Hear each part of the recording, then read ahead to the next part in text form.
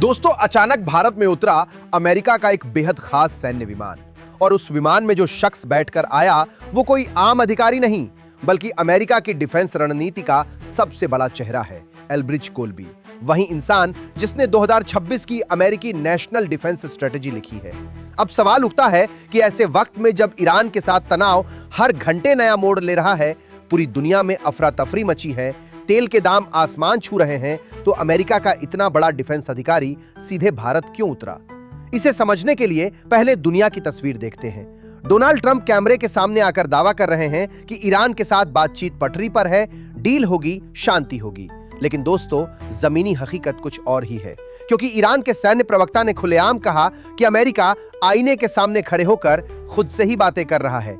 हम अपनी संप्रभुता के साथ कोई समझौता नहीं करेंगे, ना सीजफायर ना डील, या तो जीत होगी या हार। इसी बीच अमेरिका ने अपनी 82वीं एयरबोर्न डिवीजन के 1000 जवान और करीब 5000 मरीन सैनिक मिडिल ईस्ट भेजने की प्रक्रिया शुरू कर दी है।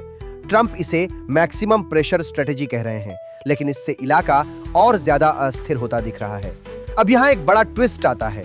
रणनीतिकारों का कहना है कि पिछले 20 सालों से अमेरिका इराक और अफगानिस्तान के दलदल में फंसा रहा, और ओबामा से लेकर ट्रंप और बाइडेन तक हर राष्ट्रपति का एक ही सपना था कि मिडिल ईस्ट के झमेलों को छोड़ो और 21वीं सदी के असली अखाड़े यानी इंडो पैसिफिक पर फोकस करो।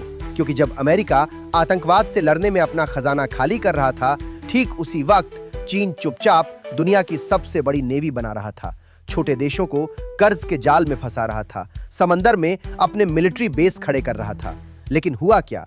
ईरान के साथ इस नए विवाद ने अमेरिका को वापस उसी पुराने जाल में खींच लिया। Aircraft carrier, missile defence system, marine units सब वापस गल्फ की तरफ मोड़ने पड़े। और इस पूरी फंसी हुई स्थिति का फायदा उठा रहा है ड्रैगन यानी चीन, जो तेजी से ताइवान को अपने फाइटर जेट्स से घेर रहा है, इंडो पैसिफिक में जासूसी जहाज भेज रहा है और अपनी पकड़ मजबूत कर रहा है। दुनिया का 60% व्यापार और एआई जैसी भविष्य की तकनीक इसी इंडो पैसिफिक से कंट्रोल होती है। और अमेरिका ये बात अच्छी तरह जानता है कि एशिया में चीन के इस दबदबे को रोकने के लिए सिर्फ भारत ही इकलौता नेचुरल काउंटरवेट है। इसीलिए एल्ब्रिज कोल्बी खाली हाथ नहीं आए। भारत और अमेरिका के बीच एक बड़ा रेसिप्रोकल डिफेंस प्रोक्योरमेंट एग्रीमेंट होने जा रहा है। GE 414 इंजन और MQ-9B ड्रोन जैसे मेगा प्रोजेक्ट्स पर काम होगा।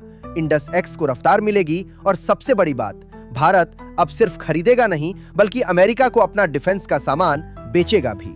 अब इस क्रोनोलॉजी को समझिए। कोल्बी के आने से पहले अमेरिकी राजदूत सर्ज गौर पहले NSA अजीत डोभाल से मिले, फिर श्रीलंका के पोर्ट देखे, मालदीव में रणनीतिक मुलाकातें की, और तब जाकर कोल्बी भारत उतरे। भारत सिर्फ भारत की तरफ है, अपने राष्ट्रीय हितों की तरफ है। रूस से तेल लेंगे, अमेरिका के साथ डिफेंस डील करेंगे, ईरान से रिश्ते निभाएंगे, किसी के दबाव में नहीं आएंगे। इसी को कहते हैं रणनीतिक स्वायत्तता।